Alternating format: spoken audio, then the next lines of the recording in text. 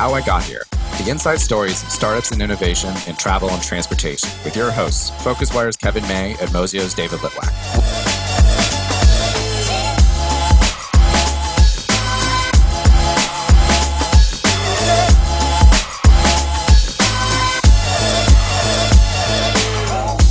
Hey everyone, welcome to Mozio and PhocusWire's How I Got Here, Stories in Travel Startups, our weekly podcast where we interview the travel industry's top travel founders. Today we're here with Naren, the CEO of Omio, formerly Go Euro. Omio, formerly Go Euro, has raised over $300 million and is one of the leaders in the multimodal transportation space. So thank you for being with us, Naren. Thank you for having me. So can we start with a little brief overview, maybe a 2 to 3 minutes introduction to yourself and the story of Go Euro, and then we can dive right into questions. Absolutely. So I founded this company out of my own personal experience. I had finished business school in the US. I had 4 months before I start my job, so decided to travel Europe. Traveled, I think, 14 countries or something in 4 months. And realized a couple of things that made me build the company. And the couple of things were, one, I realized global ground transport is everywhere, connecting every part of every country in Europe. Trains and buses going to tiny villages, so you can explore the culture, history, everything. But most of transport beyond flights is largely not on any sort of distribution system. And when I look back at the whole industry, it's not just Europe, it's a global problem. Simple questions like, how do I get from Bilbao to Madrid? How do I get from Shenzhen to Hong Kong, or Kyoto to Tokyo, or Rio to Sao Paulo? All of these questions are not answered today on a single product. And I realized that there is a huge opportunity to build a product that is global, that brings all transport together, not just ground, also flights, that connects all modes of transport, as we call it, multimode in the industry space. And then the second thing I realized was most travel products today are not, let's say travel as an industry is yet to produce the magical consumer experiences that you see in Amazon, Uber, Netflix, Spotify. And these magical consumer experiences have changed consumption behavior, how people consume more, pricing, entire industry structures between supply and demand, etc. And for me, travel still is largely associated with anxiety, stress. Simple mobile end-to-end solutions are yet to be seen. So I thought bringing these together, global transport, end-to-end connection, everything mobile is a big vision to go after. I was living in New York after that. Quit my job, moved to Germany in 2012, and launched the product in 2013. It's interesting, Naren, and you had this personal experience and challenges and difficulties that you had when you were traveling around Europe, and I'm an interrailer of many occasions from the 90s myself, and thoroughly enjoyed it, and it is complex. When you realized that there was a problem that you felt needed to be solved, did you then have a moment when you suddenly thought, oh wow, that's actually really hard? Yeah, it was actually the way it happened for me was it started with, oh wow, there is a genuine consumer problem because I faced it, and then I asked around and saw if other people faced it, and then I went from there to, oh, how can it be that no one else has solved this problem? It's so obvious. And from there I went on to, oh wow, now I understand. So it's almost like you dig in deeper and deeper because because of your curiosity, and over time you realize that, oh wow, it's a very big problem. And the very big problem is, from a consumer standpoint, I just want to buy a ticket, or I just want to get to Rome from Bari or wherever. The underlying infrastructure problem is country by country. There's large state-owned operators, historically never gave their data to third parties before. The underlying data is no standard whatsoever. There is no GDS or global distribution system like Amadeus or Sabre that consolidates rail or bus or ferries or any. So there is no plug-and-play solution that can give the consumer the answer they're looking for. And that's when I realized, okay, it's a very large problem in that someone has to solve it end to end, from demand to supply, all parts of the equation, from pricing, ticketing, mobile scanners, everything. So you can bring this unified solution to the market. So it's almost like research plus more questions that led to the epiphany that, okay, it is actually a very big problem to go after. And that's also one of the biggest reasons why I quit my job. Was I was working in New York. You know, when you have a job, it doesn't matter what job you have, the opportunity cost is much higher to quit everything, take zero salary, go down to the base, and start all over again. And it's even harder when you have to move countries where you neither know a single human being nor speak language. So it's like a cold move where you just take the risk and go into it. So the opportunity cost clearly is high. That means that the problem you're going after has to be so much bigger for you to have the satisfaction that you're actually doing something much bigger than you can imagine. That's interesting. Well, so there's hope for those of us who are unemployed and have low opportunity costs, higher upside.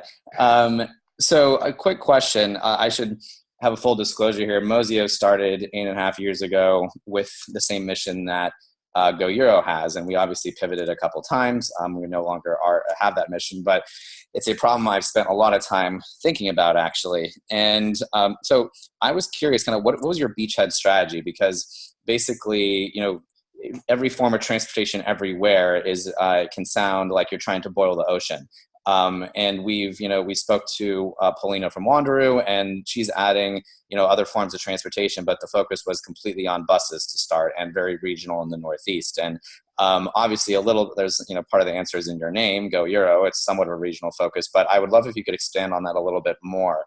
How did you think about attacking this market?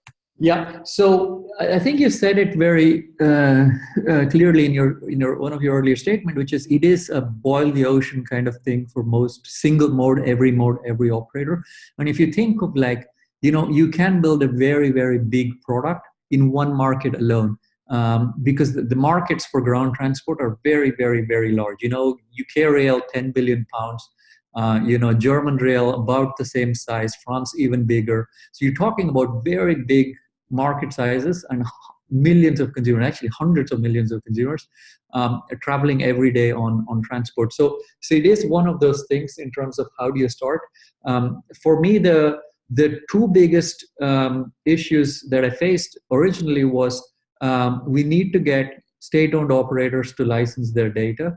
And the second one is we can't be doing only one country, one mode, because the consumer value proposition is different. So you need to solve both the supply problem and demand problem. And how do you actually bring that together quickly so that you can keep scaling the product? So these were the two challenges. And the first way I thought about it is start as meta search, bring all the inventory as much as possible, redirect users to the provider website, and at least you're able to bring some value to the demand. Clearly that was only a start, because I learned along the way that it's not necessarily the case. So the original strategy was what does it take to get suppliers to give us their data, and the second one is what does it take for consumers to see the value proposition that we can share back to the supply, that we are adding value to them. And these are the two things I focused on initially. Sorry, David, go ahead. Yeah, so it seems like that's actually segues into another question I had around, you started as meta search and you eventually decided to start adding booking. And so when did you feel like you were comfortable making that decision? Was it opportunistic? And what is the state of you adding booking directly on the site? Yeah, so that's a good question. So we, of course, started as meta search and we expanded horizontally across multiple modes, multiple countries.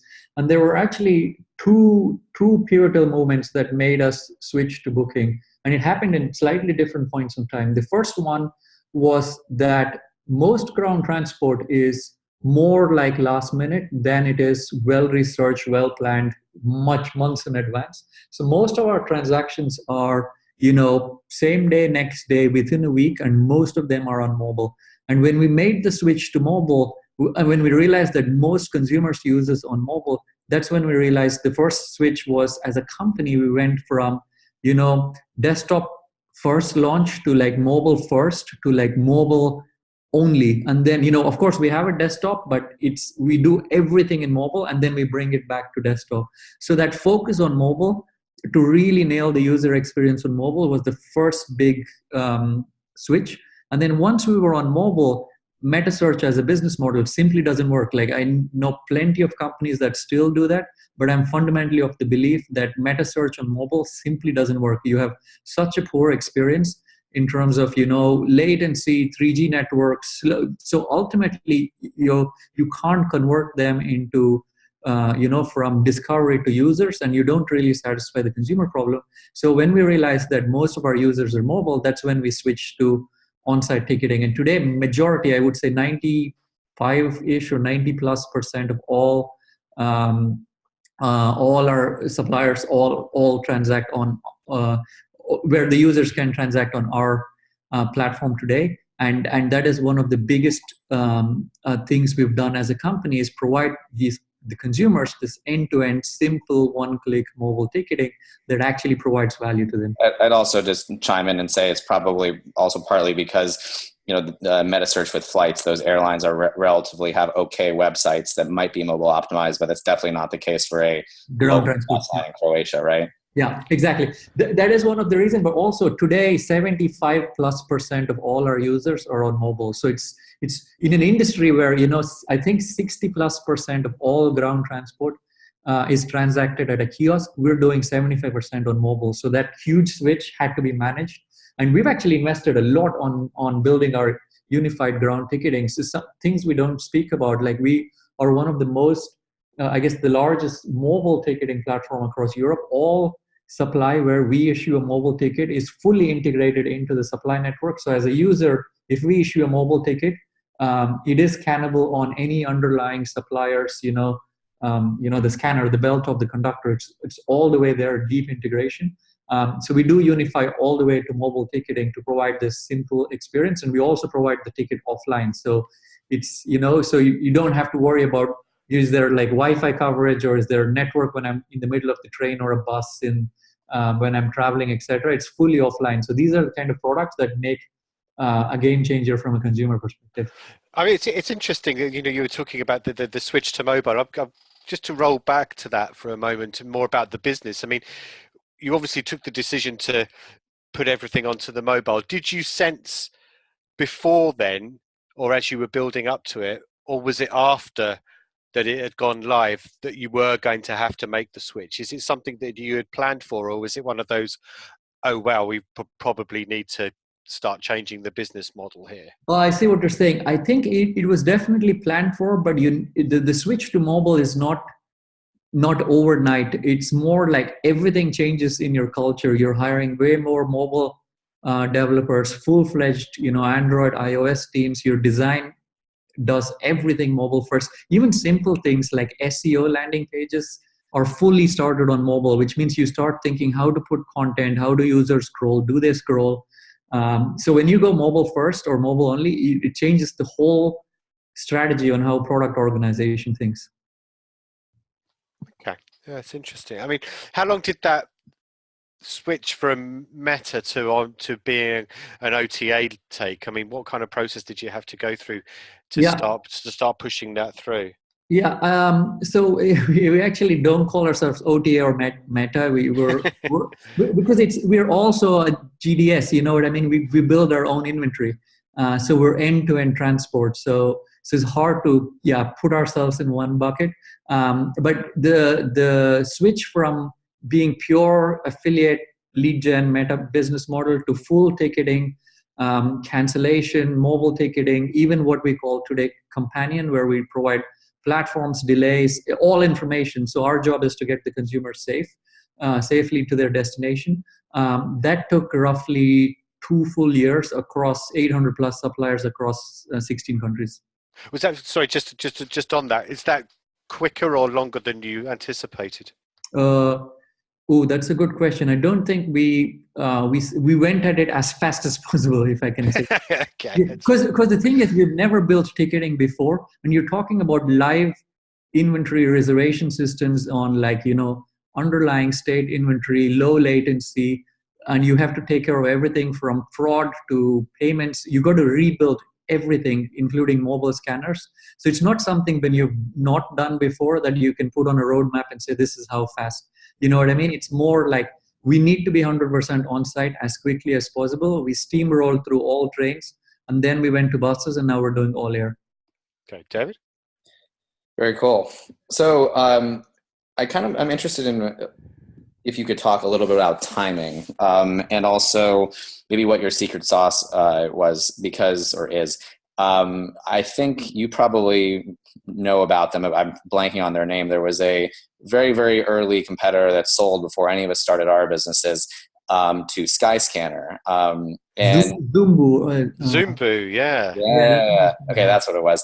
And I remember speaking to the founder that when we were exploring this idea, and she was basically saying that like the market was way too early. And then I think the next one to launch after that was Rome to Rio. They launched about a year before. Mozio tried this out, and Mozio tried this out for a year and a half. And we came to the conclusion that like, okay, the timing's not right. And the conclusion we came to was, well, there's no GDSs for anything other than flights. There's no rail, bus, or ferry GDSs, and those people are just starting to emerge. This is probably a really good business in 2 to 3 years. And you came around shortly thereafter. And I'm curious if you could kind of talk a little bit about whether do you think you had better timing than anyone else, or do you think you saw an insight that no one else saw? And you don't need to criticize anyone directly in their strategies, but I would like this kind of to understand how you view the market and where you went right and what that secret was. That's an interesting question. So my of course timing timing always plays a game in terms of many companies. Like if you think of Netflix and streaming, if they didn't have the technology innovation from 3G to 4G to now whatever's next that makes streaming faster, that I do think there is some of that, but I think that wasn't the case with us for a large extent. It was not so much timing the market. It was just more, I would say, brute force persistence around we are going to crack this because there is a true consumer need. And the balance I picked very early on was it is a two-sided marketplace. We do connect all supply to demand directly. That means we need to solve every part of the equation, from customer acquisition to landing pages to search, booking, ticketing, post-purchase, GDS, payment systems, business travel, corporate travel, leisure travel, basically all parts of the equation, because there is no parallel to us in the travel industry. There is no GDS I can plug into. There's no OTA that could digest our data quickly and start searching train stations, bus stations outside of airports. So it wasn't something that was readily available that we could plug into either from the supply side nor the distribution side. So the strategy I took very early on was make sure that the balance is found between the two, and you can't really scale one without the other side.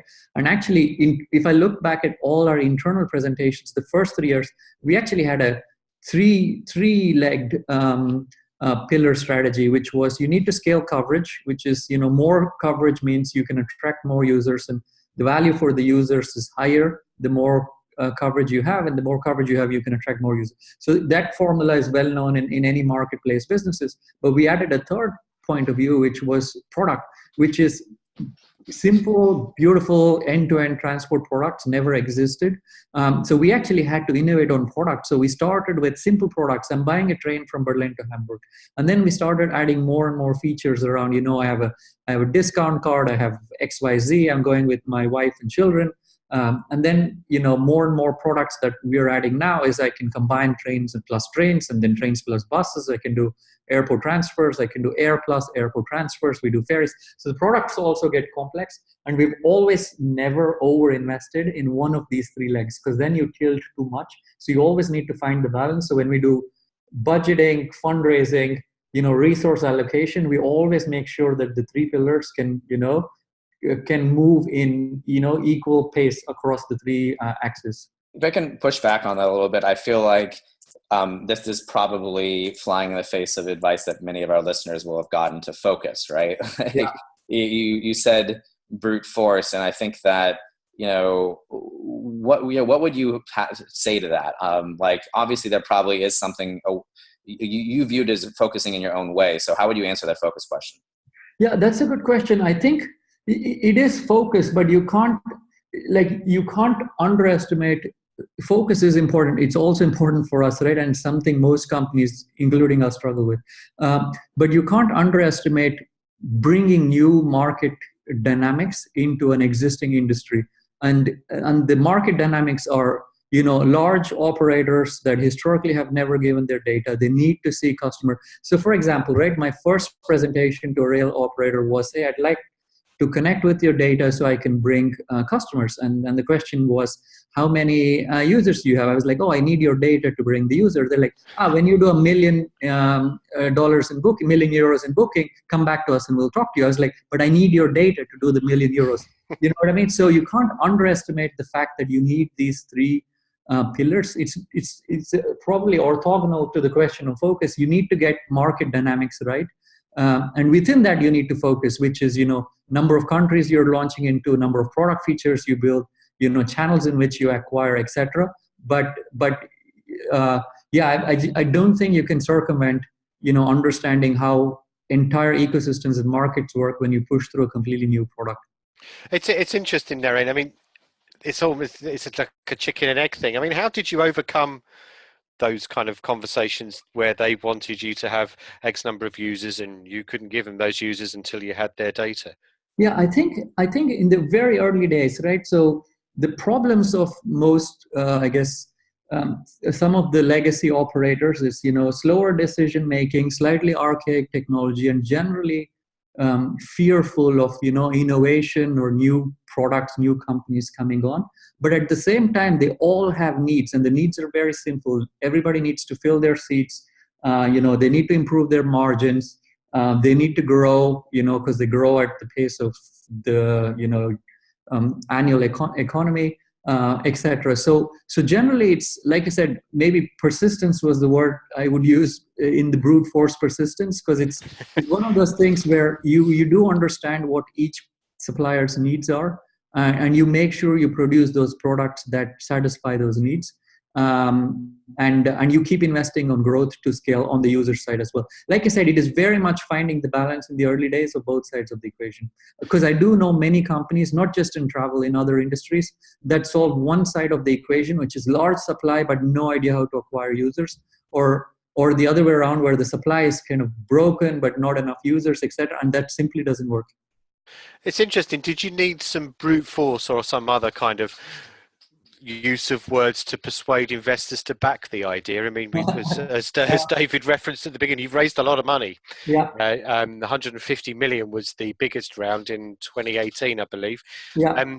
But in the early days of when you were trying to raise money, what kind of persuasive techniques did you need potentially, given that no one else has come anywhere close to raising as much money as you have?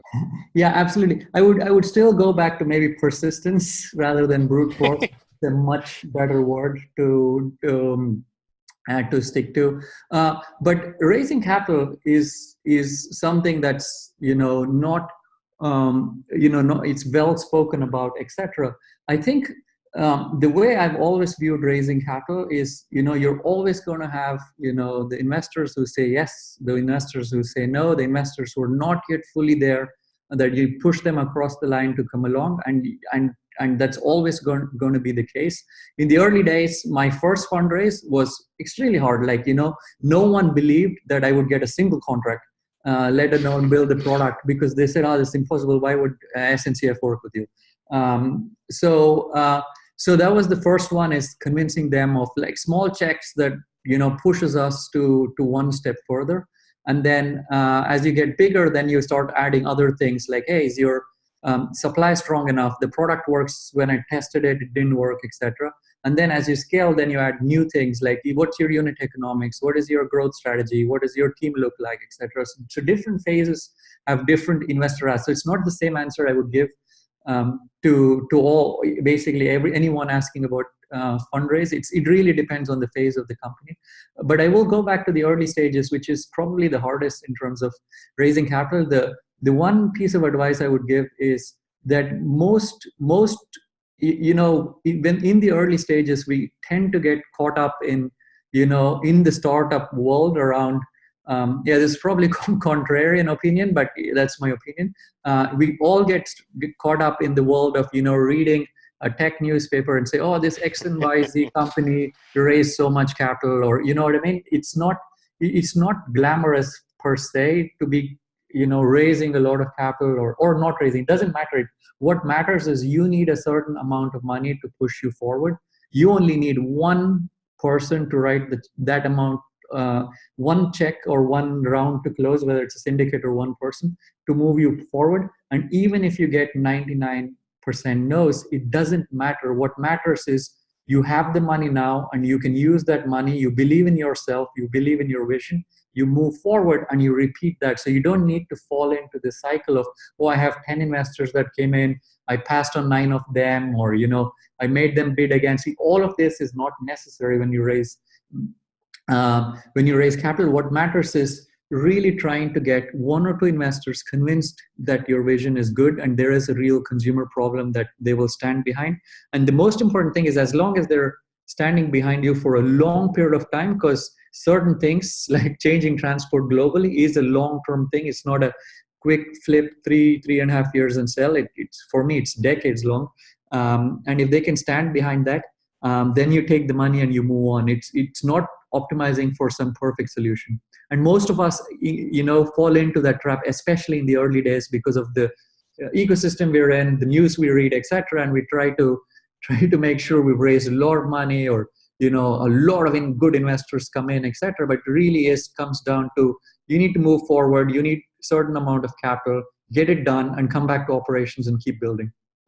So, quick follow-up question on that, because I feel like as you've raised this money over the years, I think I can speak for myself and many other travel founders. We've all been very impressed. Some people are just like, wow, like, how did he do this? And then the people, I've been in discussion, people are like, well, he's a Harvard grad, or well, he's a what? They kind of keep on trying to come up with random reasons why you're able to succeed to do it. So yeah. I'm curious, like, I know in Silicon Valley, a lot of times people, obviously, if you're making tons of money, it's easy. But did you focus on one metric to tell a story before you were having revenue? Or was it really just revenue that really rationalized that? And if so, what was that metric? And just tell me what time of the company would like, is it like in the early stage, or is it more like, because clearly as you get bigger and the fundraisers grow, you need to have revenue. Yeah, I mean, I'd say I'm most interested. I feel like sometimes when fundraising, the tail wags the dog, where I've seen people go raise $5 million at a $20 million valuation, just because they're attacking a huge market, and the investors agree, frankly, that like, yeah, they need $5 million to just to start, and other people will, I'm less interested at the point where you're making, $40 million and raising, $40 million. I'm more interested at the point where kind of maybe the fundraise seemed out of sync to the public with the amount of money you were making. Understood. So that's a good question. So again, yeah, so I did graduate from Harvard, but that was helpful for me in what I learned about entrepreneurship, and basically that's it, I would say. So remember that I moved to Germany to fund this company. I didn't know a single human being. I didn't speak a word of German. So it was more, how do I go knock on Deutsche Bahn's door and Renfe's door in Spain and, speak in Spanish and use a friend to translate the presentation to get them to agree to give me data when I didn't speak a word of Spanish either. So it's a similar approach to investors, which is my first time ever to Silicon Valley was after I started Omio. So before that, I had no clue. I mean, of course, I had studied about venture capital. I had studied about investors, but I actually had no idea about, the names of the biggest VCs, or, what do you need to pitch, etc. So most of that was learning from other entrepreneurs' advice. So my formula is probably a stretch word, but the way I went about it is very, very quickly. I built relationships with two groups of people. One is travel entrepreneurs who build travel businesses to understand what is it in travel that is hard. How do you solve certain problems? And then second is other entrepreneurs that have scaled. Generally, I go for 4 to 5x the scale you're at, because you can then learn from them for another 2-3 years. But if you go for 10-20x your scale, one, they're not interested in helping you because you're too small. And it's very hard to take their feedback and put into play, because they're so far ahead in their thought process that you're saying, okay, that's nice feedback, but I have these XYZ daily problems. So these two groups of people were my first way into getting their buy-in, getting them convinced that I'm actually going to build something very big. I'm not European, but I'm solving at that time a European problem, and I do want to build a global business that was founded in Europe. And once I had the buy-in from travel entrepreneurs that can open doors, get me into meetings, and then other founders that have raised capital, I was able to then connect with angels, investors. It's basically the same process that any founder goes through. It was no different for me than basically any other founder. It's interesting. Can I quickly follow up with that, Kevin? Yeah, Sorry. go. I guess kind of also more what I was getting at is that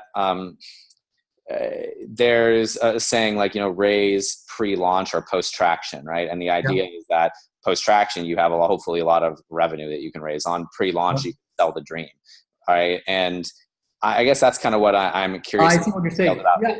To what extent were you selling a dream versus you actually had traction at which points? And I would just love to hear more about that. Yeah, absolutely. So it's I never optimized for any of that, because so what I optimized for, my view is the following, right? Bringing global transport, hundreds of thousands of suppliers globally, from ferries in Indonesia to, buses in India to buses in, Latin America to trains in Eurostar between London and Paris. All of this inventory in a single product end to end will take a lot of capital. It's not something you can do organically, slowly, and you need to move fast, because the consumers, we see clear network effects between a user who discovers us in Spain most likely is going to try us when they travel to Germany or Hungary or anywhere else.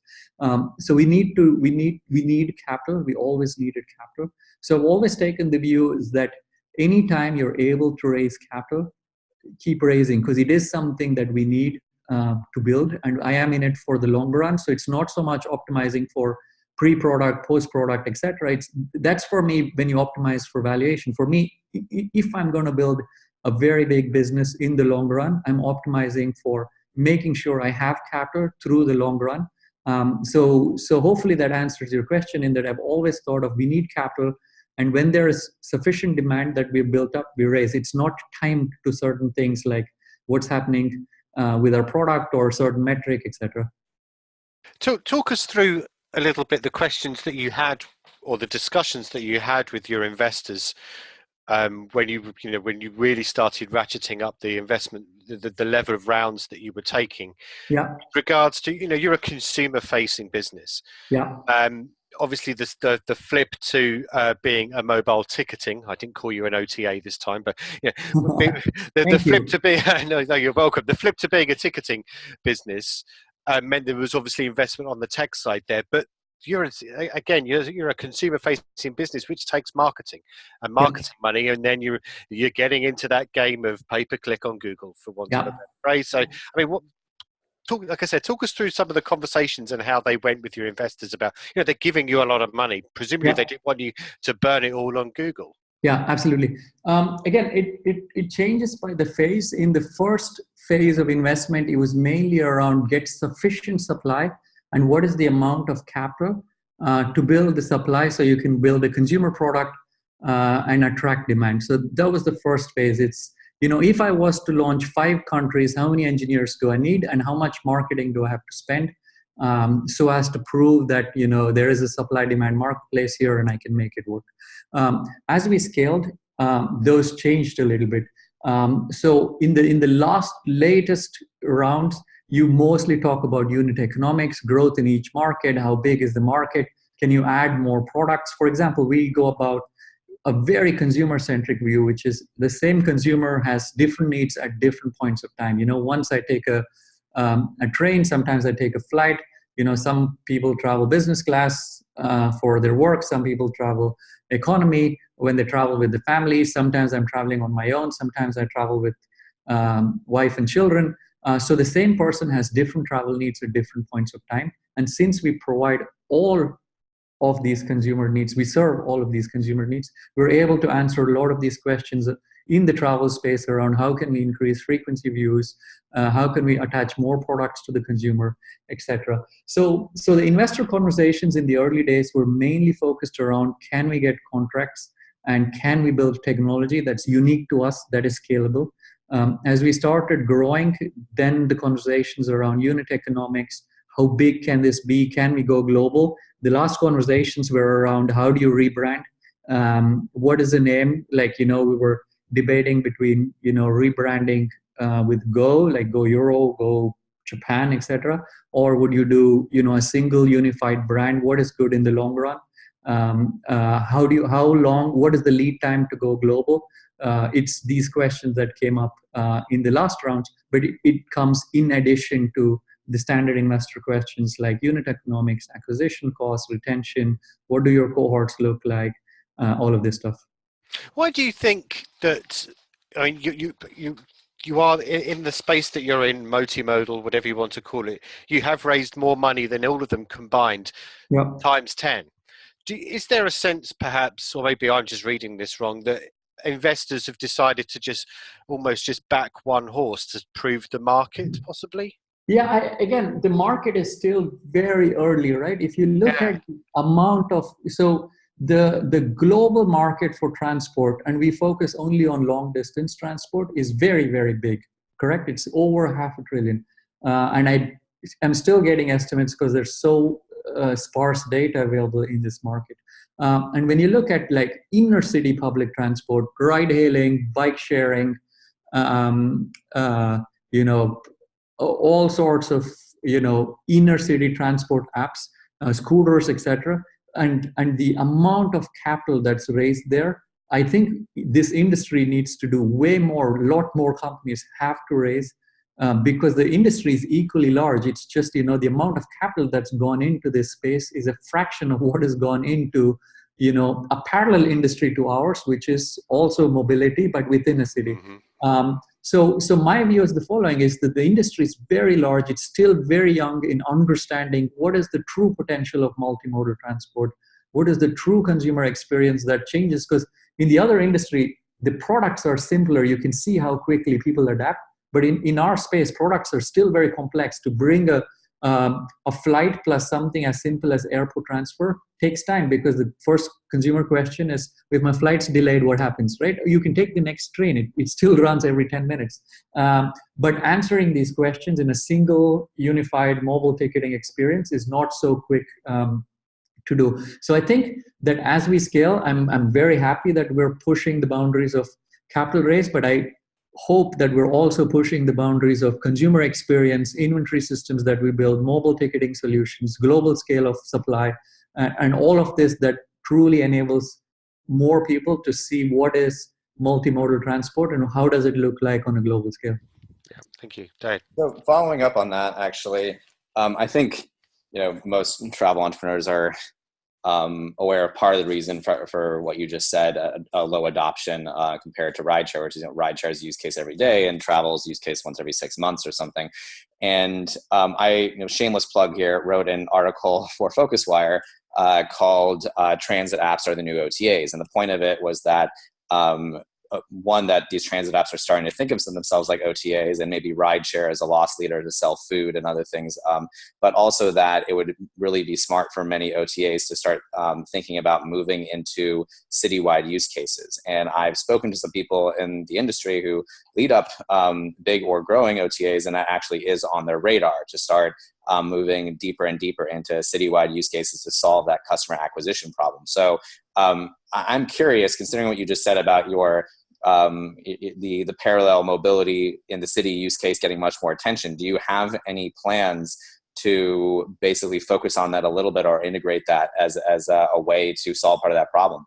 Yeah, I think it's a very easy answer, right? Because the amount of capital that's gone into it means that there's a lot more people that have a lot more capital that can provide much better solutions in the market today, right? So our goal is basically to partner with them because there are solutions coming out of it. We target a very different segment of the market, and we just say, you know what, we have the consumers. They arrive at London St. Pancras from Paris, and when they get off, can I have an Uber waiting for you, or a tube ticket that I can push on the app and go partner with TfL or whoever else? Totally, we can do that. So in general, because this comes back to maybe one of your earlier questions, is our focus is long distance transport. And there is a huge opportunity for us to do that in a global scale where one company can provide all transport across the world. And what we are not able to take on top of this is basically inner city transport, and there we'll just partner. Okay, just shifting gears a little bit to some more about kind of the startup life, as it were. I mean, how have you as the, before we went on air, you were talking about, you're a single founder, as in you don't have a co-founder rather than being a single person. But how have you managed that? Because so many businesses do have co-founders, but you are on your own almost. Yeah, David will understand this very, very well, right? So startup life is difficult for everything that's out there, but it's also something that comes with a lot of what's a good word for it? Satisfaction when you see your products, when you see your customers, when you see innovation coming from within your teams, when you see small things like an intern you hired 4 years ago is now running a 40 people team, etc. So there is both sides of the equation. I'm single founder, as in I'm the only founder, mainly because when I moved to Germany, it was very hard to convince someone to come in and build this with me. I didn't know anyone. Remember, it was more pitching to others, saying, "Hey, I'm going to build this. Come work with me. Come build it with me." Investors, etc. So the two hard things to convince was, I will raise capital to build this vision. And the second one is, the suppliers will give me their data so we can actually prove that the product market fit works. And both of these were very hard in the beginning. So by default, I ended up being a single founder. And remember, I've not built a company before. This is my first. So what that meant for me was I always had to rely over heavily on two groups of people. One is my direct management team and the people I work with on a day-to-day basis.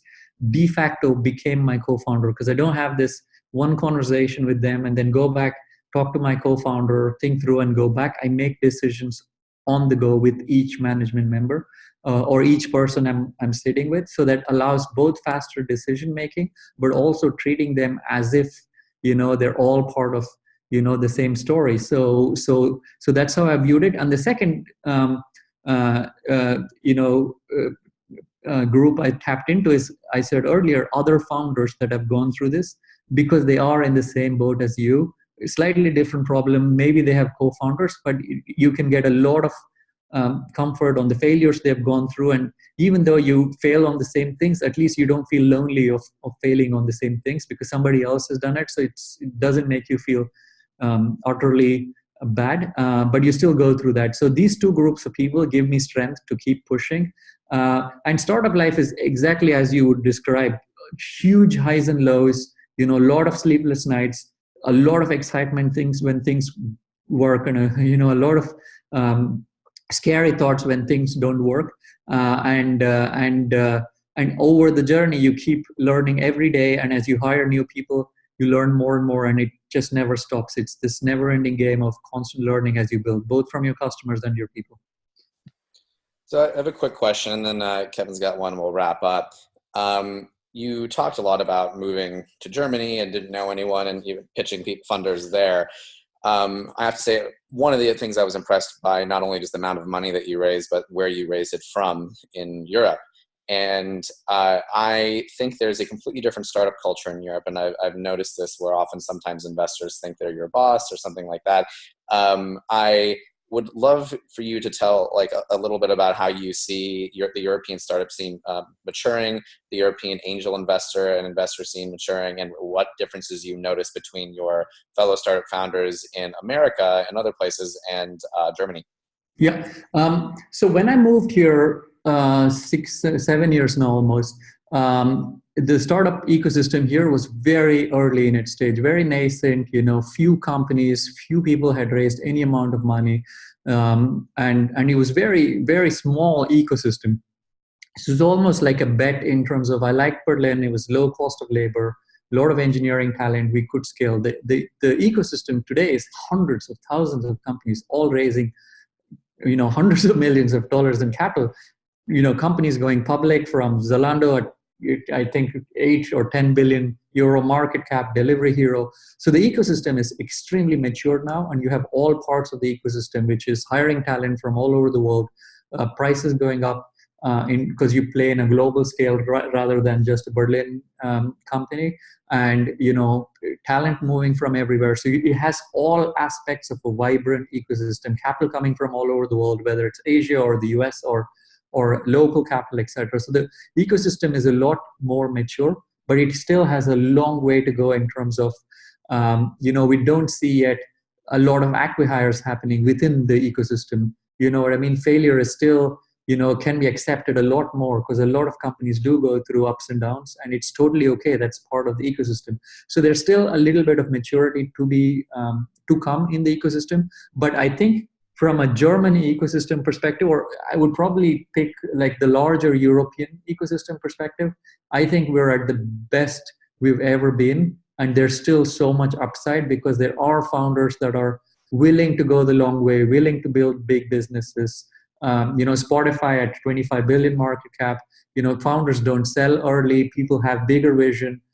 They're able to attract talent from anywhere in the world, from India, from China, from Silicon Valley. They're able to raise capital from anywhere in the world. So I think all the greatness that is to come is still, I'm still very bullish on all of that.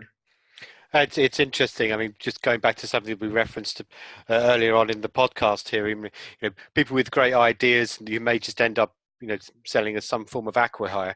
Zumbu, that we referenced earlier, Alistair ended up being the CTO at Skyscanner for quite a few years, and Rachel was the director of business strategy and operations at Skyscanner. So they ended up very well, and we all know what happened to Skyscanner. So just last one for me, really, just I guess more of a lighter question for us to end on.